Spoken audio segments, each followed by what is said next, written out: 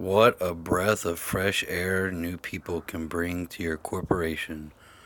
I'm sure that the strategy involved in Red Star 7s are varied and common in the sense that some of these tactics are used a lot. This is new to our core, and I had a blast. I've probably spent about 2 hours doing this same setup with this corporation that is getting ready to collaborate with us on a 20 versus 20, and their strategy for Red Star 7s are phenomenal. Um, in the past, just the way the ship layout is, where the warp gates are, it's been frustrating to try to clear even two planets and have enough time to get all the artifacts that we need to justify the hydrogen use. And these guys come in and they just kind of tell us, well, why aren't you using the Red Star life extender? And we're all scratching our heads saying, well, I mean, we do, but it only adds like 30 seconds a person. And then it's not a genius move. It's when you think about it, you can uninstall a mod and put it back and reset the timer. Well, we never really considered doing that with that particular mod because it just doesn't, it's not something that we ever planned on doing. So, over the last 2 hours, they've showed us the error of our ways. I'm going to go ahead and fast forward this just to kind of show the progress. These guys are just absolute animals. They know exactly how to game these bombers, these planet destroyers. They are not afraid to just jump in and absolutely wreck everything.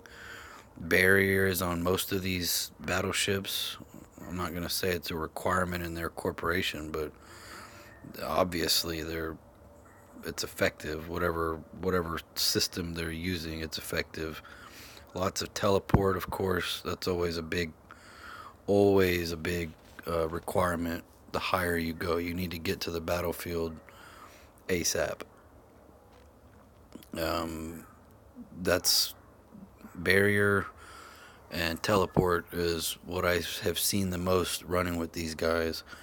Super impressive. I know the tactics have probably already been duplicated or originated somewhere else, but it was new to us, and our guys have been having a blast clearing entire systems instead of wiping on half the ones that we decide to do after skipping a whole bunch. This is probably the most fun we've had, and we owe it all to the Star League. Shout out to y'all. Thank you. Appreciate it.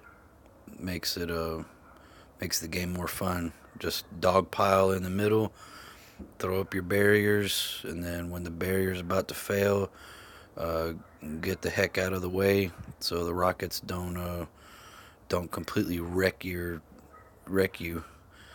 I'll go ahead and fast forward through that. Everybody scatters when the barrier wears out. Get all the rockets killed. You don't want to dive into a rocket. The blast radius is gonna get you before you can kill it. But anyways, these guys are just absolutely awesome. As soon as they get each bomber done, they're way more efficient. Multitasking. They've got several transports with Red Star Life Extender on them. I'd have to, as soon as I see one of them pop in, I'll check and see what level they're using. They told me, but I don't remember. Okay, level 3.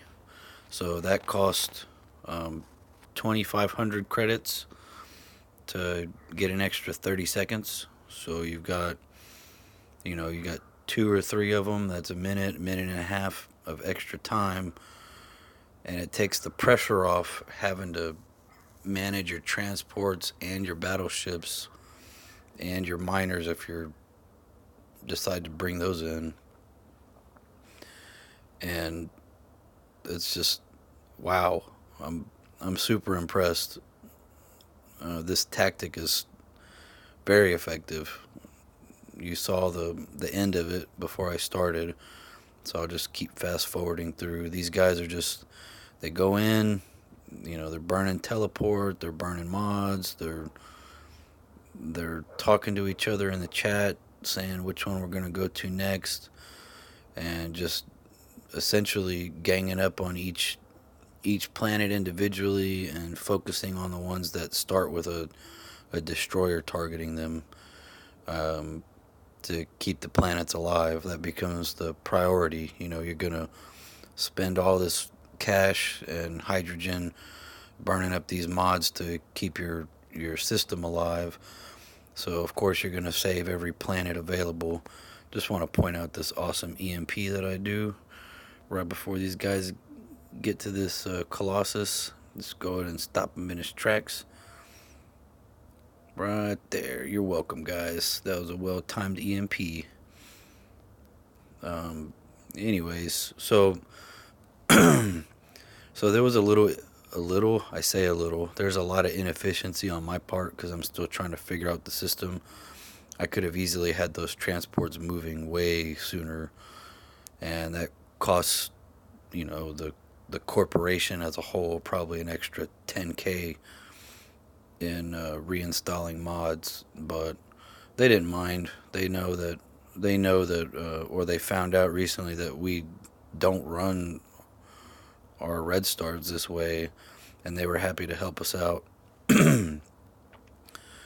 Super fun, man. I can't believe how efficient that was. You just send everybody in and wreck everybody.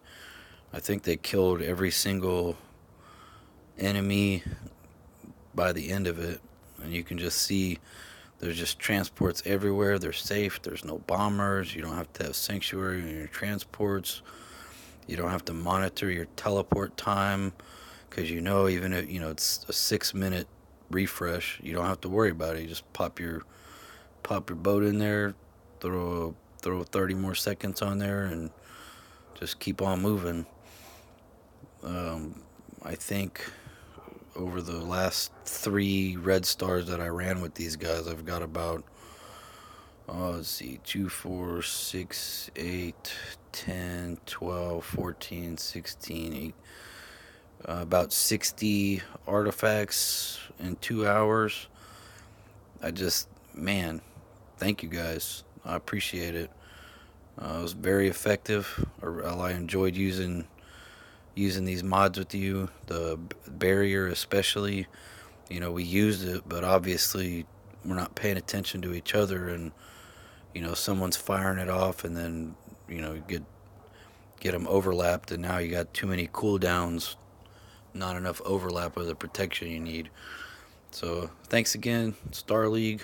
I really look forward to about 48 hours from now we'll be trying to look for an opponent 20 versus 20 and seeing what we can accomplish together.